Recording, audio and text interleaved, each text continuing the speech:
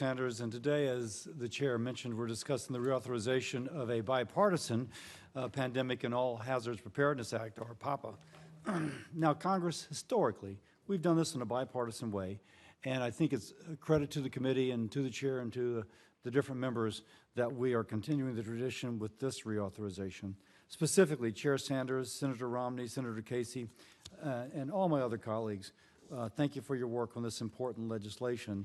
It is our responsibility to make sure programs like this, critical programs like PAHPA, are properly evaluated and improved and reauthorized, and I think we do this. My home state, my state, Louisiana, Senator Tuberville's state, we've actually had a role in this. PAHPA was first enacted in 2006, reflecting the failures of the federal response to Hurricane Katrina. And PAHPA seeks to support states and local governments and hospitals to be better prepared for future emergencies. To do this, it originally established the Office of the Assistant Secretary for Preparedness and Response, or ASPR, and the Biomedical Advanced Research and Development Authority, or BARDA. It made improvements to the Strategic National Stockpile so that vaccines, treatments, and tests would be readily available during an emergency.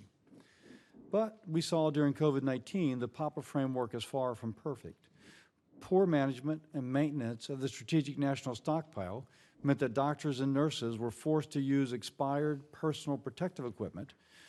Government bureaucracy sometimes enabled, but sometimes hampered, the private sector's ability to quickly launch tests at the beginning of the pandemic, and bureaucracy got in the way of clear communication between federal officials and the public. Now, although mistakes were made during COVID-19, we did learn some tough lessons, and we hope this legislation, it's here to make sure that future generations are not forced to learn on the fly should another crisis occur. We're updating the playbook, and we're ensuring that our framework remains flexible to address those future threats, a future Hurricane Katrina, for example. This legislation includes policies to increase accountability and to ensure that the tax dollar of my fellow Americans are used effectively.